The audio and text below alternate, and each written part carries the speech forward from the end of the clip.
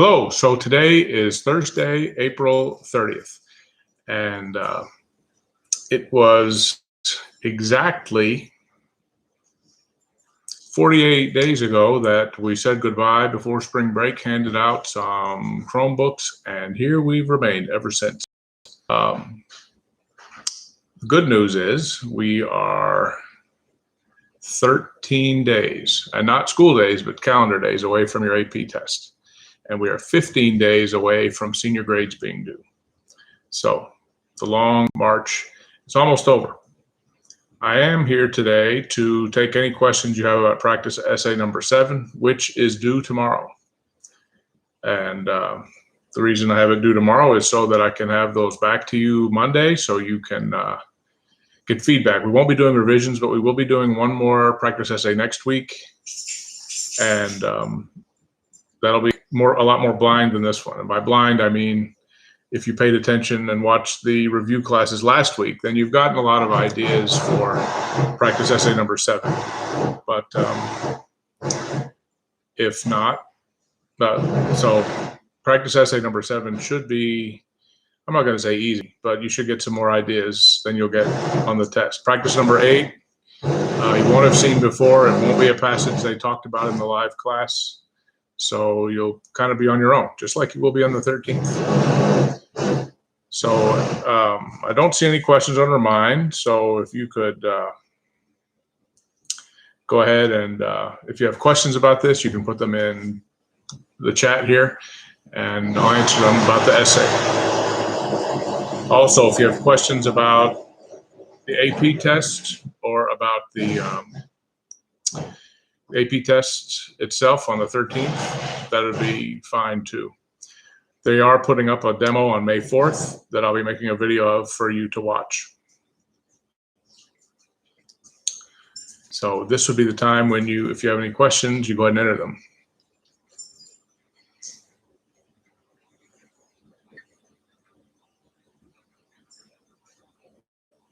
There is an announcement out from Ms. Vega. I'm sure you've heard about it if you haven't watched it, that graduation is going to be virtual.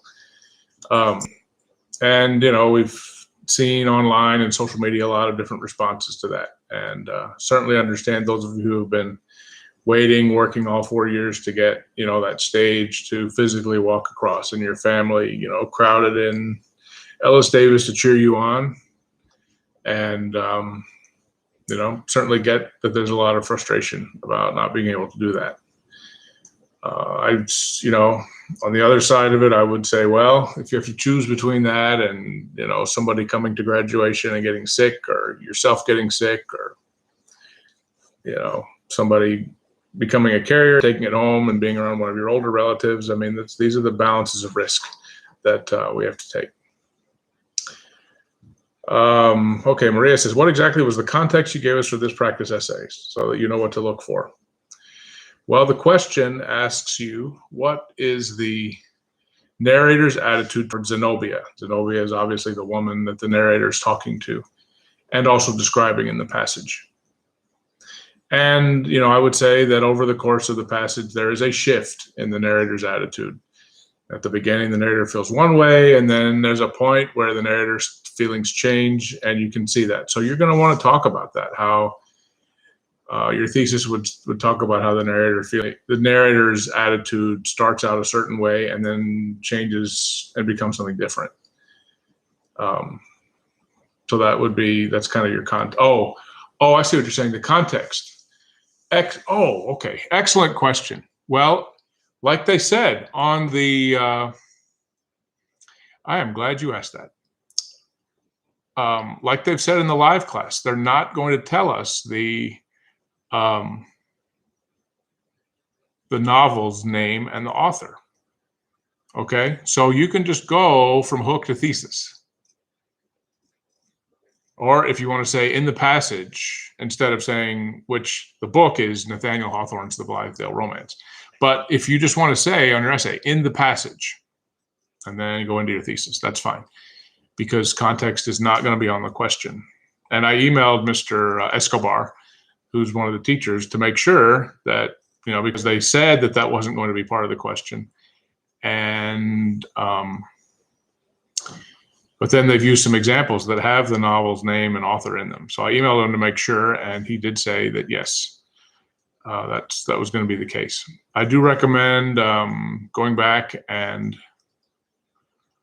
looking at today's class. If you didn't have a chance to watch it, they had the chief reader from the College Board in there giving some tips. I'll be posting some notes about those. But obviously you get more complete information if you watch the whole thing. So good question, Maria, about the context.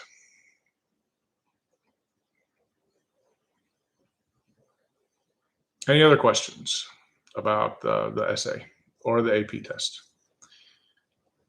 On Monday, now technically tomorrow is not a school day because it was a bad weather day. So I will not have a Q&A, but I will be around via Remind. So you can ask questions if you have them. I really would like to see as many essays as possible turned in today or tomorrow so that I have a chance to turn them around for you by Monday.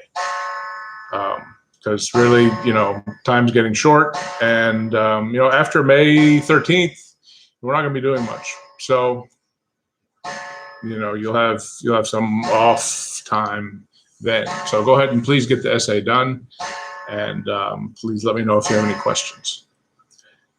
Okay, last call for questions.